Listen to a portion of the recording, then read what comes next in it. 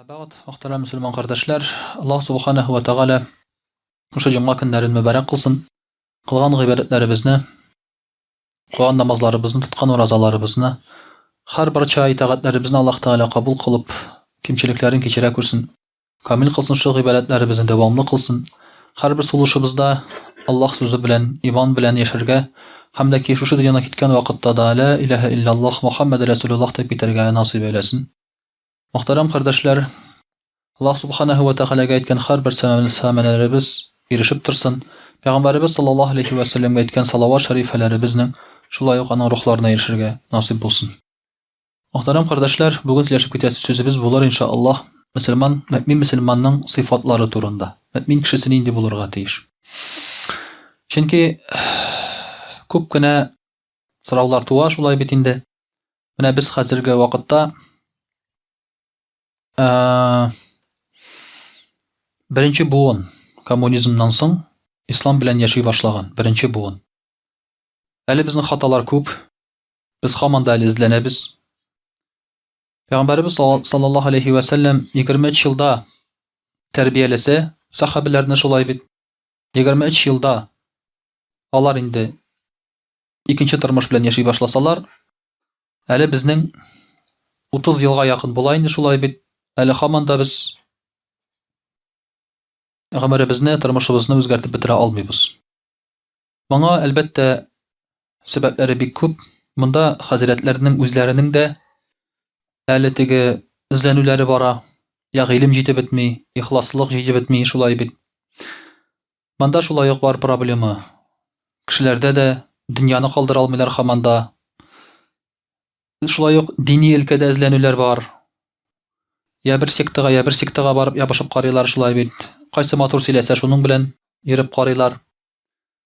Шуңа күрә эзләнәбез һаман да. Әмма нәрсә генә булса да мөхтәрәм кардәшләр, шушы мөселман тормышын без дөрес итеп корырга тиеш. Чөнки без моны дөрес итеп кормасак, балаларыбызга калдырырга әйбер калмый. Шуңа күрә мөэмин кешеләрнең сыйфатларын аңлап, алар нинди булырга тиеш, мөэмин мөселманнар шулай бит, һәм шушы сыйфатны без инде түкми чәчми тапшырырга тиешбез үзебезнең балаларыбызга, бездән соң килгән буынга. Аллаһ Тәгалә Коръән-и Кәримдә әйтә: Бисмиллаһир-рахманир-рахим. Ва минан-наси ман якулу аманна биллаһи ва бил-яумил ахир ва ма хум бимуъминин. Аллаһ Тәгаләгә иман китердек һәм ахират көненә иман китердек дип әйтүчеләр ди.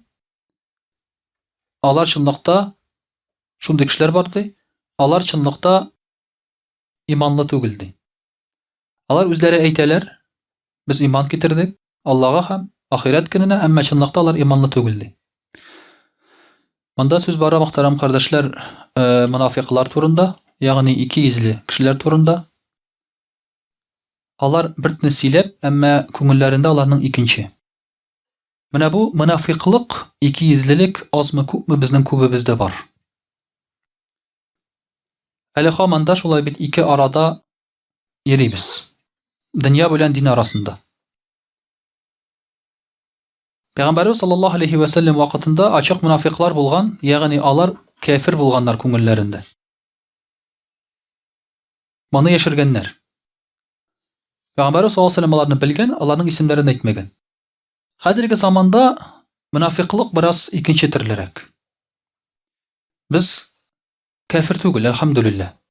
Аллаһ Тәгаләгә ышанабыз, дингә ышанабыз, намаз укыйбыз. Мунафиклык сизелә дөньяны яратуда һәм динне яратуда. Менә шушы ике арада мунафиклык сизелә.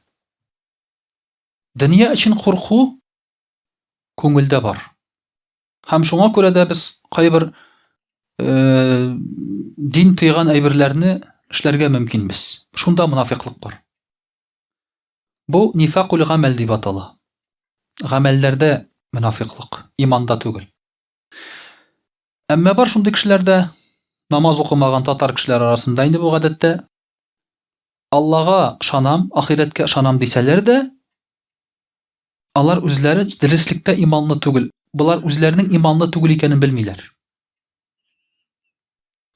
Әгәр дә менә кеше уйланып утырса, Менә мин Аллага ышанам дип әйткән кеше, без кая гына барсак та бит, мәсәлән, мәҗлескә барсаң, кешегә килеп керсәң, Аллага ышанам диләр. Ләкин ышану ул бит нәрсәгәдер этәрергә тиеш кешене. Әйтик, мәсәлән, сахабәләр иман китерегез дигәч, алар әйткәннәр: "Ашһаду ан ла илаха илляллаһ ва ашһаду анна Мухаммадан габдуһу ва расулуһ" һәм сораганнар: "Без хәзер нишләргә тиеш?" дигәннәр.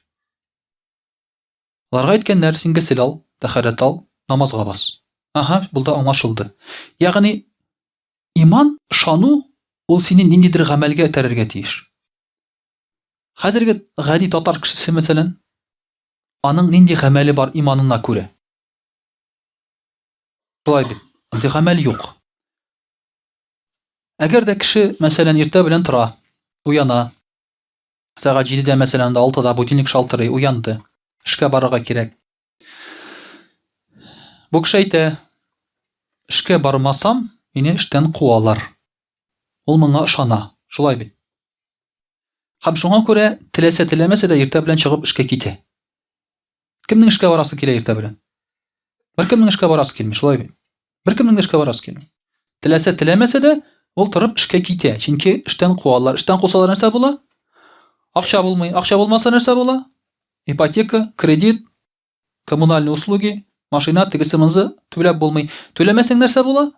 Приставлар килә, шулай бит. Монда аңлашыла менә бу әйбер. Шуңа күрә ул иртә белән эшкә бара. Аллага ышанам дигәчтен, аның үзенең дә бар логическая цепочка. Шулай бит. Үзенең бар чылбыры. Аллага ышанам, димәк, Алла кушканны үтәргә кирәк. Алла кушканны үтәмәсәң, Аллаһы Тәгалә мине җәзалый. Үтәсәң, Аллаһ Тәгалә миңа җәннәтен бирә. Ягъни, аңлашыла. Булар бөтенесе бер-берсенә бәйле. Әгәр дә ул менә шушы әйберләрне эшләми икән, менә ул дөрестән дә ышанам икән, үзенә сорау бирсен. Дөрестән дә ышанам икән ул. Монда шик туа, шулай бит. Шуңа күрә дә мин иманлы кеше дип әйткән кешеләр, мин Аллага ышанам дигән кешеләр дөреслектә, тирәндә каядыр ышанмаска мөмкиндер. Мин хәзер, мөхтәрәм кардәшләр, намаз укымаган кеше кафир дип әйтмим. Менә мин ул кешенең үзенә мөрәҗәгать итәм. Уйланып кара әле, син чынлап торып ышанасыңмы икән? Чыннан да синең ышанам дигән сүзең дөрес микән? Менә шуны әзрәк уйландырырга кирәк ул кешене, шулай бит. Чөнки татар кешесе кемгә генә әйтсәң дә ышанабыз Аллага диләр. Аллаһ хәмдә, Аллага ышанабыз, Аллага шөкер, ышанабыз Аллага диләр. Никах укыйсың? Яшьләрдән Аллага ышанасыңмы? Ышанам. Син мөселманмы? Мөселман. Ла илаха илляллаһны әйтә белмиләр, шулай бит. Ла илаха илляллаһ Мухаммад Расулуллаһ дип әйтә белмиләр. Шуңа күрә дә алар менә бу бәйләнешне сизмиләр, аңламыйлар. Бу ышану дөрес микән? Әллә бу ышану сүздә генә микән? Кемнәндер ишеткән генә микән ул аны? Менә шул сорауны үзенә бирсен, шулай бит. Булар турында инде Аллаһ Тәгалә әйтә: "Юхадигун Аллаһа валлазина аману ва ма яхтагуна илля анфусахум ва ма яшгурун." Алар ди Аллаһны һәм мөэминнәрне, мөселманнарны алдамакчы булалар ди, әмма алар бары тик үзләрен алдалыйлар ди. Бу кешеләр бары үзләрен алдалыйлар ди. Менә шуның өчен дә, мөхтәрәм кардәшләр, беренче чиратта шулай бит, мөэмин кеше ул Аллага ышанучы кеше. Мөэмин, мөселман дигән сүз ул ничек кенә теге сәер яңгырамаса да, ул Аллага ышанучы кеше. Ул сүз буыннан буынга, нәселдән нәселгә килми, шулай бит. Минем дәвәтием мулла иде, әбием абыстай иде, шуңа күрә мин точно җәннәткә керәм инде ди. Шулай бит. Ул алай эшләми. Это так не работает. Бу алай эшли торган әйбер түгел. Шуңа күрә монда беренче чиратта кирәк синең үзеңгә иман, ышану кирәк. Мөэмин, мөселман кешесенең сыйфаты ул Аллага ышанучы һәм әлбәттә ышанырга тиеш ул дөрес итеп. Аның гамәленә, аның эшенә ул тәэсир итәргә тиеш. Менә шул очракта, мөхтәрәм кардәшләр, ул инде иман була. Инде хәзер бу кешенең гамәлендә бар, намаз укый. Әмма бик тирәнгә кермәгән булырга мөмкин иман, шулай бит. Моны ничек белергә? Аллаһ Тәгалә әйтә: "Бисмиллаһир-рахманир-рахим. Иннамал муъминуна аллазина иза зукираллаһу ваҗилат кулубухум." Мөэмин, мөселманнар алар шулай ди, мөэминнәр ди, Аллаһ искә алынгач, аларның йөрәкләре курка ди. Мөэмин кешенең Аллаһы Тәгаләне искә алгач, йөрәге курку керәде йөрәгенә ди. Менә бүгенге көндә бер кеше әйтә, мәсәлән, бир әле миңа акча, 100 мең. Ул әйтә, какие гарантии? Ничек кайтарасың? Гарантия кирәк миңа, шулай бит. Бу кеше әйтә, Аллаһ шаһид. Кайтарам ди. Менә әгәр дә хәзерге заманда мөселман кешесе әйтсә, Аллаһ шаһид кайтарам дисә, бу кешегә ышанмагыз. Хәзерге заманда. Әгәр сахаба әйтсә, радияллаһу анху, Аллаһ шаһид кайтарам дисә, үлсә үлә кайтара. Чөнки Аллаһны ул гарант итеп ала. Һәм Алладан курка, аның белән бергә хәзер шушы эшне эшлиләр алар. Әгәр кайтармаса, Аллаһы Тәгаләне ялганчы калдыра. Аңлыйсызмы? Хәзерге замандагы мөселман кешесе моннан курыкмый. Аллаһ шаһид дисә, аңа ышанып булмый. Иншалла, мәшалла, Алла бирса, бу уже сүгенү сүзләренә әйләнде инде хәзер. Хәзерге заманда. Мөселман кешесенә алай дип әйтте икән, шулай бит, бетте. Моңа ышанып булмый. Кызганычка каршы. Чөнки Аллаһ дигәч, хәзерге мөмин кешенең йөрәгендә бер нәрсә дә селкенми. Бер нәрсә селкенми. Аллаһ дигәч шулай бит. Кай вакытта килеп сорыйлар, спекулянтлар Аллаһ ризалыгы өчен бир диләр. Бу очракта, әгәр сахабага килеп әйтсәң, радияллаһу анху, Аллаһ ризалыгы өчен бир дисәң, ул сиңа аштанын салып бирә, бетте, актагай берен. Чөнки Аллаһның ризалыгын тели ул. Ә хәзер бу сүз белән спекулянтлар куллана. Аллаһ ризалыгы өчен бир дип. Шулай бит. Кешенең бирми хәле юк Аллаһ ризалыгы өчен дигәч. Менә шуңа күрә дә Аллаһ дигән сүз ди, Аллаһны искә алгач, аларның йөрәкләрен курку баса ди. Әйтик, мәсәлән, шалтыратасың, кем сиңа акча тиеш ди, мәсәлән. Кайтарасың акчаны ди, мәсәлән. Ул әйтә, ну, иншалла, мәшалла, диләй булай, Алладан курыкмыйсыңмы син, дисәң, шулай бит. Ул кеше чавып килеп акчаны кайтарырга тиеш сиңа. Ул әйтә, ха, үлеп китсәм бу бурыч белән ди. Мин нишлим ди. Әлбәттә кайтара алмаган кеше кайтармый, әмма хәзерге заманда бар шундый кешеләр бурычны кайтара алып та кайтармыйлар. Сузалар. Тырышмыйлар да кайтарырга. Ул икра ала, креветки ала, ресторанда ашый, бурыч кайтарырга акча юк. Таиландта ял итә, шулай бит, Төркиягә барып ял итә, баласы кружокларга йөри, английский, фитнес, хоккей, баскетбол, балерина, туда-сюда, бурыч кайтарырга акча юк. Шулай бит. Расходлар күп. Хатын шубы сорый, норковый. Шулаймы? Крысу, да? Хатын норковый шубы сорый, алып бермичә булмый. Бурыч кайтарырга акча юк. Ягъни менә бу кешеләр инде Алладан курыкмыйлар булар. Булар уже фәрештә. Алладан курыкмыйлар булар. Менә шуңа күрә дә Алла дигәчтен, Алла исеме әйтелгәч, кешенең йөрәгендә курку басамы хәзерге заманда? Юк. Үз-үзебезне алда аламыйк, шулай бит, мөхтәрәм кардәшләр. Юк, шуңа күрә мөмин мөселман кешесе ди, Алла исеме әйтелгәч, аның йөрәген курку баса ди.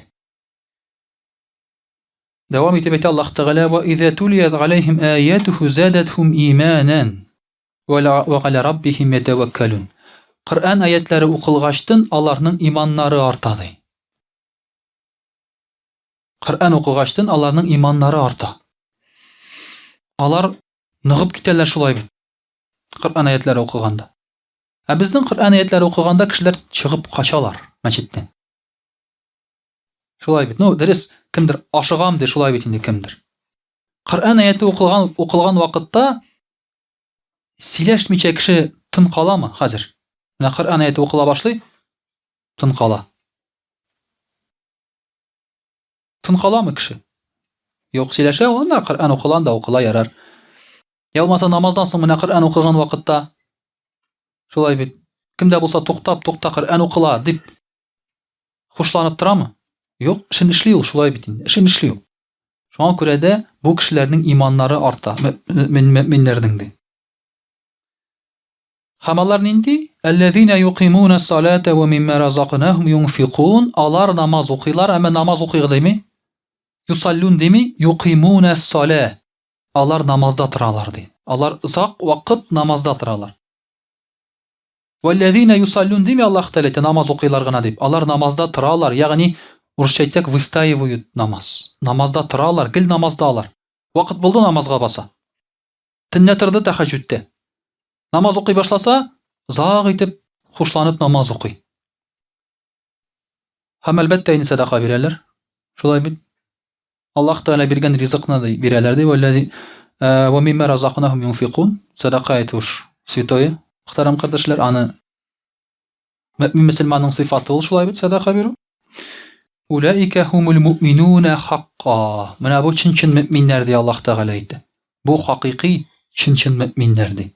Без хәзер укыйбыз, фантастика укыган кебек. Шулай бит. Фантастика безнең өчен. Әмма бу безнең сыйфат булырга тиеш.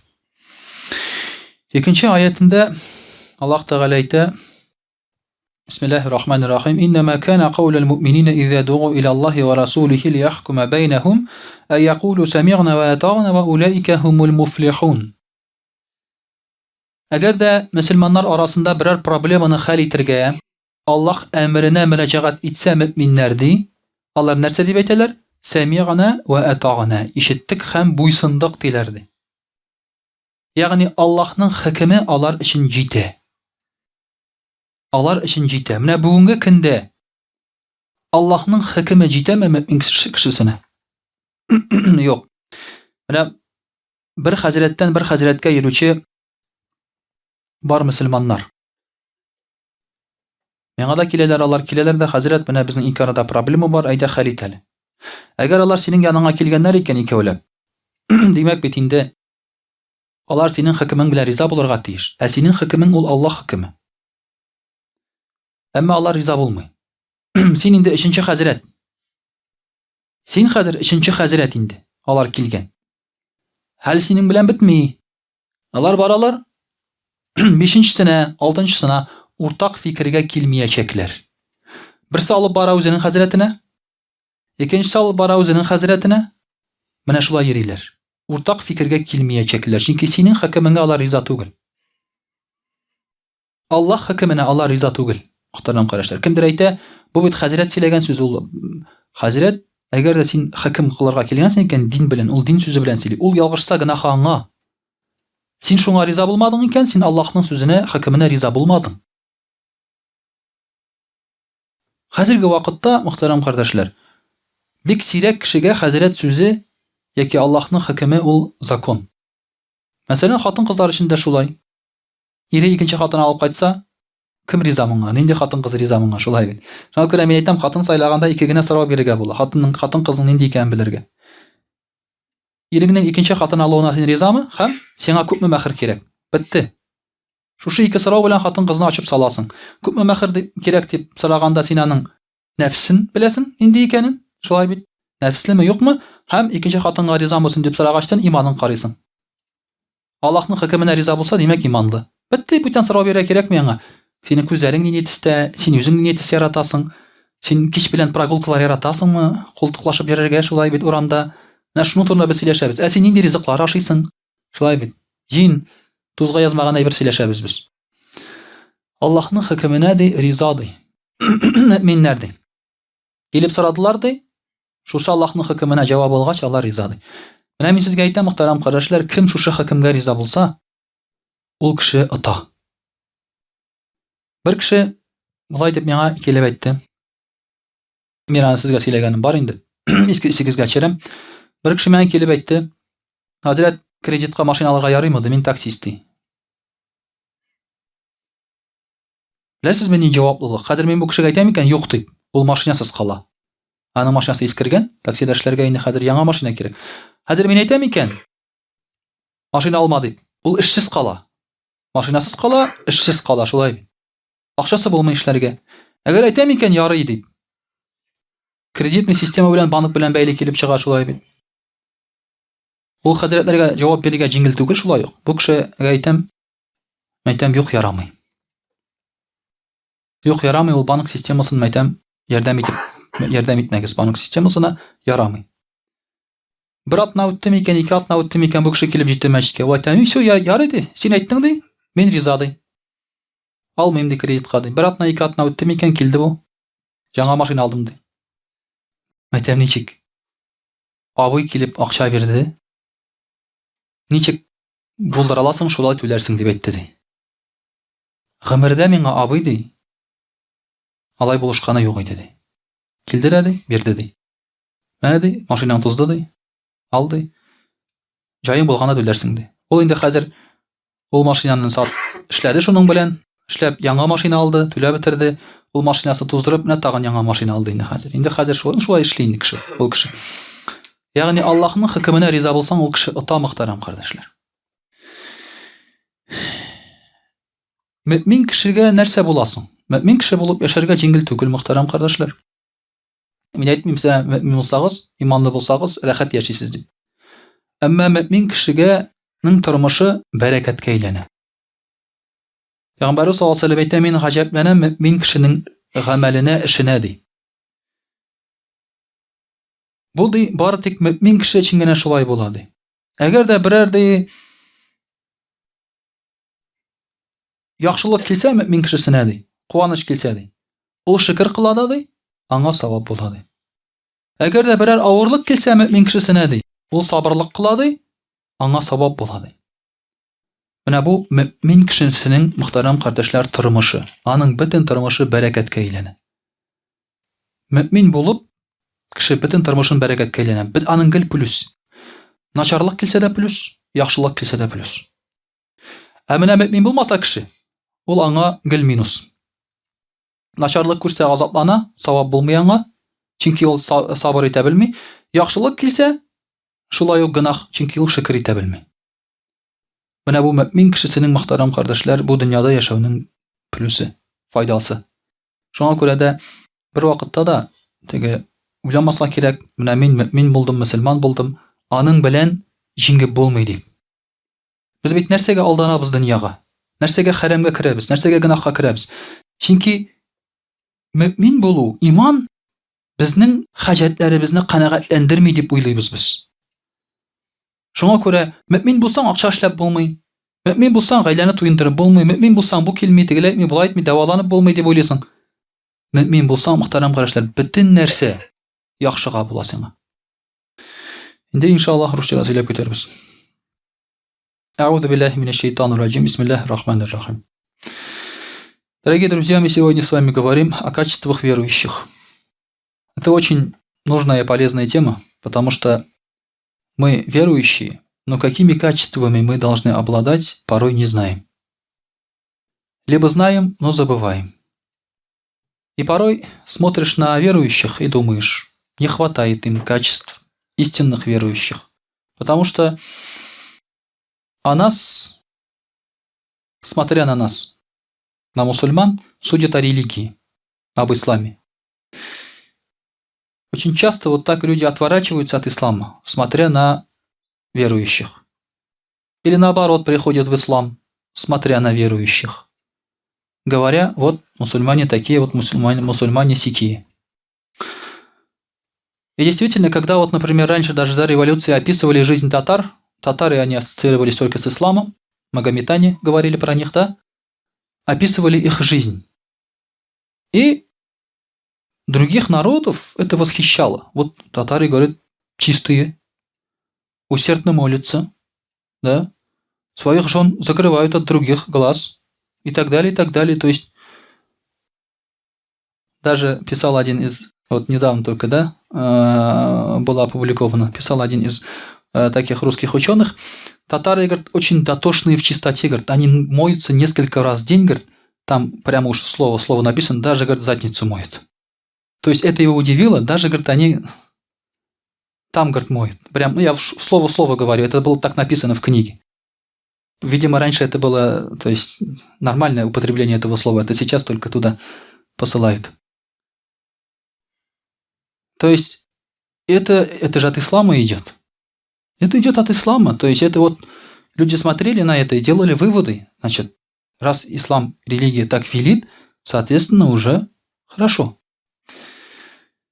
Поэтому мы тоже должны обладать качествами верующих, чтобы, смотря на нас, делали определенные выводы. Причем хорошие выводы.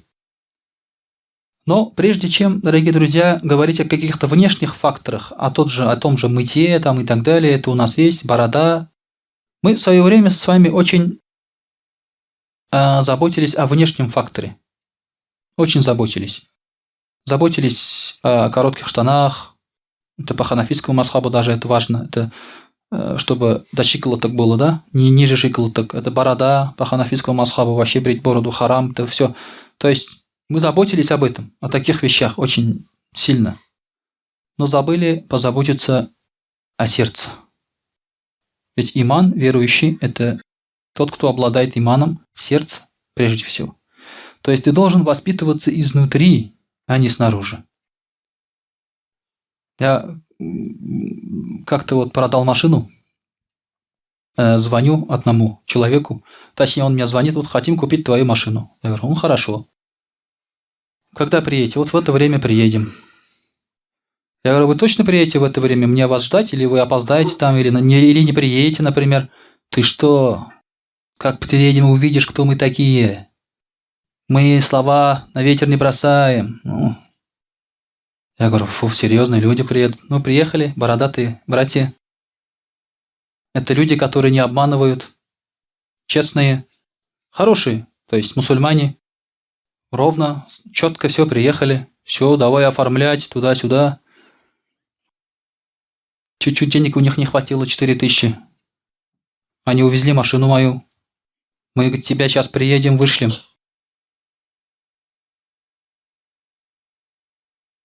Восемь лет уже жду. 8 лет уже жду. То есть эти слова, которые он там пафосно говорил, мы такие люди, фалян фасматан, это все ерунда галимая. Когда ты нужен, да, это такие люди, которые слов на ветер не бросают. А когда они у тебя получили что-то, уже можно не выполнять ничего. Если бы он не приехал вовремя, что было бы? Да ничего не было бы. Правильно? Если бы он вообще даже не приехал, ничего не было бы. А то, что он не отдал эти 4000, вот это будет судный день. Понимаешь? У этого человека вера – это гопническая вера. Я пацан, пацан сказал, пацан сделал. Это гопническая вера называется. А когда доходит до дела конкретного, там уже начинается юлить и так далее, да? Это вера гопника, дорогие друзья. Не обижайтесь. Когда уже до дела доходит, это вера гопника. Понимаете? Поэтому у нас вера должна быть в сердце, а не вот это вот в словах. Это не понты, которыми кидаются. Это вера, это то, что меняет тебя изнутри. А что будет верующим людям? Вера, что нам дает вера? Вот мы, ладно, обрели вот такую хорошую веру, да? Прежде чем все это, скажем так, рассказать, вообще мы должны понять, что нам дает вера. Аллах Та'аля в Коране говорит, бисмилляхи рахмани рахим, «Ман амиля салихан мин закарин ау унфа, ва хуа му'мин, фалянухияннаху хаятан тайиба, ва ланаджзияннахум аджрахум би ахсани ма кану я'малун». Кто делал хорошие дела из мужчин и из женщин, Аллах Та'аля говорит, будучи верующим, они будут жить хорошей жизнью. Вот. Все мы хотим жить хорошо. Все живут, то есть, чтобы жить хорошо. Правильно? Работают, чтобы жить хорошо. Воруют, чтобы жить хорошо. Убивают, чтобы жить хорошо. То есть, все, что делает человек, он делает для того, чтобы жить хорошо. Вот мы раскрыли секрет. Чтобы хорошо жить, что надо делать?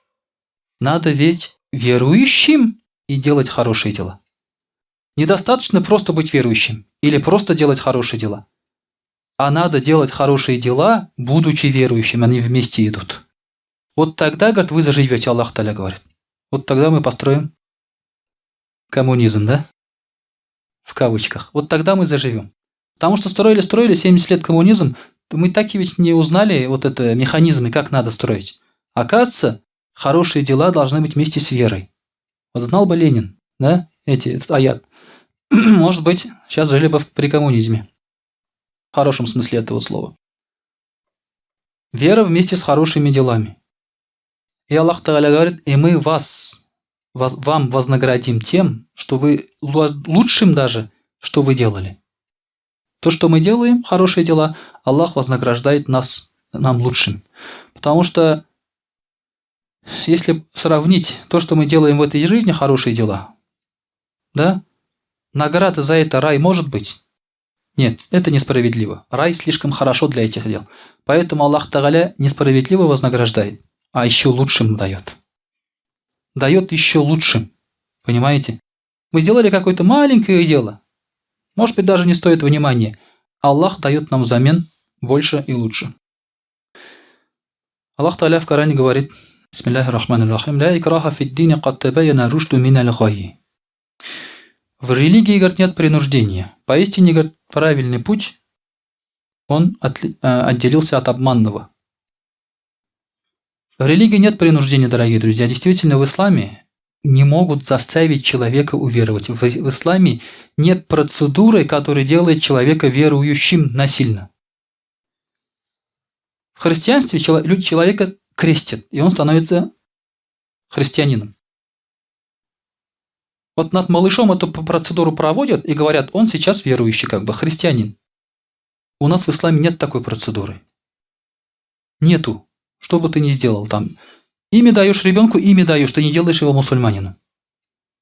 То есть сам человек выбирает путь, правильный или обманный. И они, говорят, разделяются между собой. То есть человек сам должен выбрать. И тот, кто отрицает плохой путь сатанинский, да, идолопоклонничество и так далее, и верует в Аллаха, тот будет держаться за крепкую рукоять, которая никогда не сломается.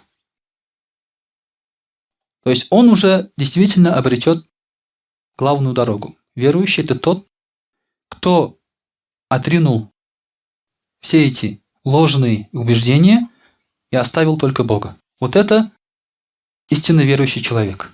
От всего остального он отказался. Также качество верующего какое? Аллах Тааля говорит: Бисмиллахи рахмани рахим. Аллазина аману ва татмаинну кулубухум би зикриллахи, аля би зикриллахи татмаиннуль кулуб. Те, которые уверовали, говорят, их сердца успокаиваются упоминанием Аллаха. Поистине сердца успокаиваются только упоминанием Аллаха. Если ты хочешь узнать, истинно ли ты верующий, успокаивается ли твое сердце, когда ты упоминаешь Аллаха. Вот ты бедный, да? Мы любим жаловаться на бедность. Упоминая Аллаха, ты забываешь о бедности? Вот ты богатый. Упоминая Аллаха, ты забываешь о богатстве? Ты болен. Забываешь о болезни? Упоминая Аллаха. То есть, твое сердце успокаивается, когда ты упоминаешь Аллаха. Обычно, когда мы упоминаем Аллаха, будучи бедными, мы ждем, что с неба упадет чемоданчик. У меня отец так мечтал до 50 лет, что будет пролетать самолет сверху, и оттуда упадет чемодан с деньгами. До 50 лет он мечтал об этом. Вы скажете, а что случилось в 50? Он умер. Он все время думал, что вот оно, вот как бы. Упадет с неба чемоданчик, и все будет хорошо. И Умар, рады Аллаху анху, говорил, с неба, говорит, не будут падать деньги. Не будут падать. Нет такого. Поэтому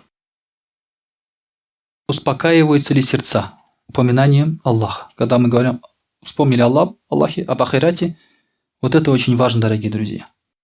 Нам забываем обо всем.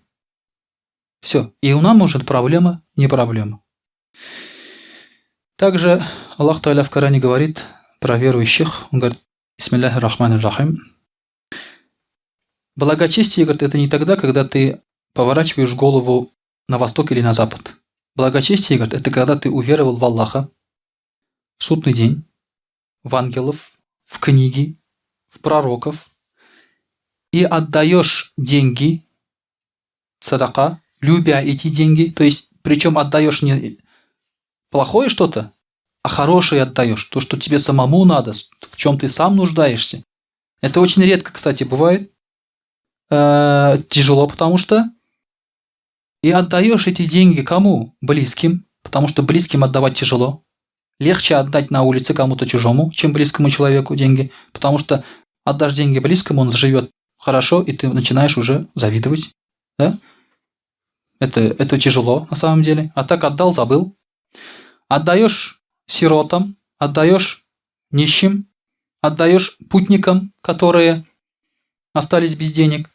Также те, которые просят на улице, отдаешь, чтобы выкупать рабов. Это раньше было, да, сейчас, возможно, это освобождение от кредитов, возможно, да. Кто-то вот, например, решил избавиться от кредитов и обратился к мусульманам. Помогите, пожалуйста, ты выкупаешь его у банка этого человека. В принципе, это, я считаю, что это одно и то же, как бы. Те, которые выстраивают намаз, дают закат, держат слово, договоры, если заключают их, они терпят нужду, болезнь, они терпеливы во время сражения. Вот эти, говорят, они правдивы, и эти аль-муттакун, богобоязненные. Вот сколько сифатов у верующих. Вот сколько, да? Начиная от веры, поклонения, жизненные ситуации, деление имуществом и так далее. Вот это черта верующих. Это можно повесить просто у себя и по пункту выполнять. По пункту выполнять. Это черта верующих людей. Также пророк ﷺ сказал, что у верующих есть ахляк, нрав хороший. В чем он выражается? Пророк ﷺ сказал: «Лейса аль-му'мину бит-таган, валя-ляган, валя-фахиш, валя-бази». Что это значит? Верующий, говорит, он никого не очерняет, никого не проклинает. Он не делает нечестивых каких-то поступков и не сквернословит. То есть вот все это плохое он не делает. От него исходят только светлые. Буквально вчера мне звонит один человек и говорит: «Хазрат, с одним человеком у меня конфликт, он плюет на мое стекло в машине. Можно я плюну в него тоже? На его машину?» Я говорю: «Ну вы же знаете ответ. Мусульманин так не делает.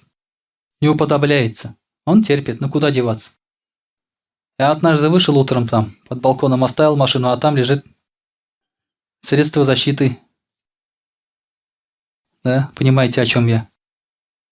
Резиновые изделия. Ну куда что поделать? Меня что делать сейчас, да? Выяснять, кто кинул это сверху на машину. И удивительно, как просто из окна кидают такие вещи, да? Что делать? Что я должен делать в этой ситуации? Ничего не поделаешь. Вызываешь службу чистки, да, и убирают все. Поэтому мусульманин, он не будет себя очернять, даже если против него делают такие вещи. Пророк ﷺ никогда не опускался до такого. Никогда. И сахабам, рады Аллаху анху, запрещал делать такое, воспитывал их. Они никогда вот это не делали даже в ответ. Тем более зачинщиками они таких вещей не были. Они даже в ответ не делали. И когда пророк ﷺ проходил на улице, да, ему постоянно кричали.